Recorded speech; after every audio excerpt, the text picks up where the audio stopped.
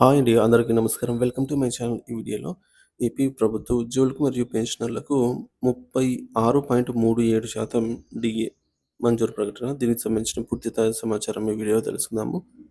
So, వీడియోనైతే ఎక్కడ గాని స్కిప్ చేయకుండా ఎండ్ వరకు చూడండి. అప్పుడు ఇన్ఫర్మేషన్ పూర్తిగా అర్థమవుతుంది. వీడియో చూస్తున్న ప్రతి ఒక్కరు వీడియోకైతే లైక్ చేయండి ఫ్రెండ్స్. ఈ వీడియోని తోటి ఉద్యోగ పెన్షన్ మిత్రులతో అయితే షేర్ చేయండి. కొత్తగా మన ఛానల్ చూస్తున్నవారు సబ్స్క్రైబ్ చేసుకోకుంటే వెంటనే మన ఛానల్ అయితే సబ్స్క్రైబ్ చేసుకోండి. సో, దీని ద్వారా నేను చేసే లేటెస్ట్ వీడియోస్ అన్నీ మీ వరకు రీచ్ అవుతాయి. ఇక ఆలస్యం చేయకుండా వివరాల్లోకైతే వెళ్ళిపోదాము. సో, ఇంకా విషయానికి వచ్చినట్లే మనకందరికీ కూడా ఆహ్, జూలై 2023 వరకు మాత్రమే డిఎని ప్రకటించారు. జనవరి, జూలై 2024కు సంబంధించి డిఏ ప్రకటన చేయాల్సయితే ఉంది. సో, కేంద్రము జనవరి 2024 డిఏను 4% గాను, మరియు జూలై 2024 డిఏను 3% గాను వెరసి 7%గా ప్రకటించింది. సో, కేంద్రం 1%కి రాష్ట్ర ప్రభుత్వాలు 0.91% చొప్పున ప్రకటించాల్సి ఉంటుందన్నమాట. అదేవిధంగా ఏపీ ఉద్యోగుల సమస్యలు, డిమాండ్లపై మరింత స్పష్టత. ఆంధ్రప్రదేశ్‌లోని ఉద్యోగుల సమస్యలు ఇంకా పరిష్కారం కావటం లేదు.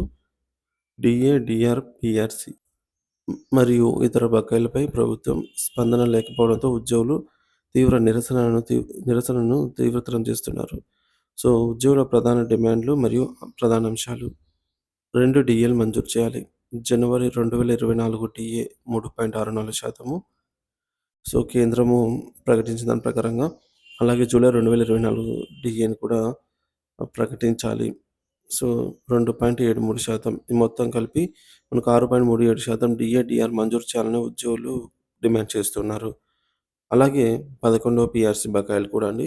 గత 5 సంవత్సరాలుగా చెల్లించాల్సిన డిఏ, డిఆర్, రిటైర్మెంట్ బకాయిలు, లీవ్ ఎన్‌కేజ్‌మెంట్ బకాయిలు ఇంకా పెండింగ్‌లో ఉన్నాయి. సుమారుగా 21,000 కోట్లకు పైగా వీటి బకాయిలన్నీ కూడా ఇప్పటివరకు చెల్లించలేదు. సో, 12వ పీఆర్సీ ఏర్పాటు కూడా చేయాల్సి ఉందండి. 12వ పీఆర్సీ ఏర్పాటు చేసి, సో, అంటే కమిషన్ నియమించి ఈలోపు మధ్యంతర భృతిని ప్రకటించాలని కోరుతున్నారు. 30% తగ్గకుండా. ఇప్పటికే కొత్త పీఆర్సీ అమలుకు 15 నెలల నుంచి సమయం అయితే గడిచిపోయిందనమాట. దాదాపుగా 17 నెలలు గడిచిపోయింది. సో, కాబట్టి వెంటనే యాక్షన్ తీసుకోవాలి. అలాగే పెన్షనర్ల సమస్య అయినటువంటి రిటైర్మెంట్ బకాయిలైతేనేమి, డిఆర్, గ్రాట్యుటీ బకాయిలు వెంటనే చెల్లించాలని డిమాండ్ చేస్తున్నారు. అలాగే ఉద్యోగ సంఘాల ఉద్యమాలు. ప్రస్తుతం ఉద్యోగ సంఘాలు ఆందోళనలు ముమ్మరం చేస్తూ ప్రభుత్వానికి వినతి పత్రాన్ని అందజేస్తున్నాయి.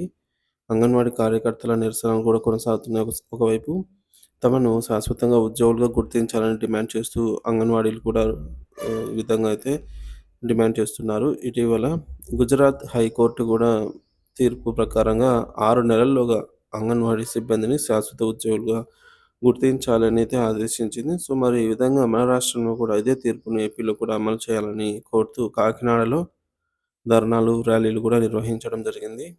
మనకు తెలిసిందే. సో, ఒక మినీ అంగన్వాడీ సెంటర్‌లను కూడా మెయిన్ సెంటర్‌లుగా మార్చడము, మినీ సెంటర్ వర్కర్స్‌కి మెయిన్ సెంటర్స్ వర్కర్స్‌తో సమానంగా వేతనాలు చెల్లించాలని డిమాండ్ చేస్తున్నారు. ఇకపోతే యాప్‌ల భారాన్ని కూడా తగ్గించాలని, ప్రమోషన్‌ల కోసం చర్యలు కూడా తీసుకోవాలి. అంటే ఆయాలను టీచర్లుగా అట్లా ప్రమోషన్‌ల కోసం కూడా చర్యలు తీసుకోవాలని వారు కోరుతున్నారు. పీడీటీ ఉద్యోగుల అభ్యర్థనలు, డే మరియు నైట్ అలవెన్స్‌లు పెంచాలి. రిటైర్మెంట్ బకాయిలు వెంటనే చెల్లించాలని కోరుతున్నారు. ఉద్యోగ సంఘాల హెచ్చరికలు. సిపిఎస్ ఉద్యోగులు ఇప్పటికే వివిధ ఆందోళన కార్యక్రమాలు చేపడుతున్నారు. సిఐటియు అనుబంధ అంగన్వాడీ వర్కర్స్ యూనియన్ నేతలు కూడా హెచ్చరించి తమ సమస్యలను పరిష్కరించకపోతే పోరాటాన్ని మరింత ఉధృతం చేస్తామని ప్రకటించారు. ఈ విధంగా ఉద్యోగుల సమస్యలపై ప్రభుత్వం తీవ్ర విమర్శలు చేస్తూ ప్రభుత్వంపై ఉద్యోగ సంఘాలు తీవ్ర విమర్శలు చేస్తూ సమస్యలపై ప్రభుత్వం అనాసక్తిగా చూపుతోందని అయితే ఆరోపిస్తున్నారు. ఇంకా పెండింగ్ బకాయిలు, సాంకేతిక సమస్యలు, జిఎల్ఐ మరియు జిపిఎఫ్ లోన్లు, ఉద్యోగుల సేవా రుణాలు, మెచ్యూరిటీ బకాయిలు చెల్లింపులు ఆలస్యమవుతున్నాయి. సరెండర్ లీవ్ బకాయిలు, ఉద్యోగులకు చెల్లించాల్సినటువంటి లీవ్ ఎన్‌కేజ్‌మెంట్ ఇవన్నీ ఇప్పటికీ వాయిదా వేయబడ్డాయి. సో, వీటన్నిటి గురించి ప్రభుత్వ స్పందన. ప్రస్తుతం ప్రభుత్వం ఈ డిమాండ్లపై ఏ విధమైన స్పష్టత ఇవ్వలేదు.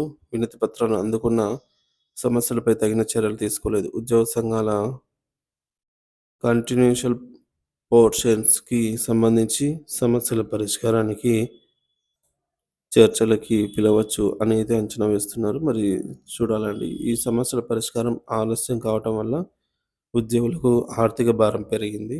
పెన్షనర్లు, రిటైర్డ్ ఉద్యోగులు దైనందిన జీవితంలో అయితే ఇబ్బందులు ఎదుర్కొంటున్నారు. రాష్ట్ర వ్యాప్తంగా నిరసనలు, ఆందోళన వల్ల ప్రాధాన్యత గల సేవలు కూడా నిలిచిపోవచ్చు.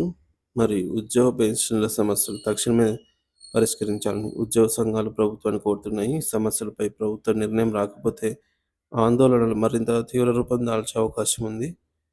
సో మీరేమైనా సూచనలు లేదా అభిప్రాయాలు చేయాలనుకుంటే కామెంట్ ద్వారా తెలియజేయండి. Thank you for watching this video.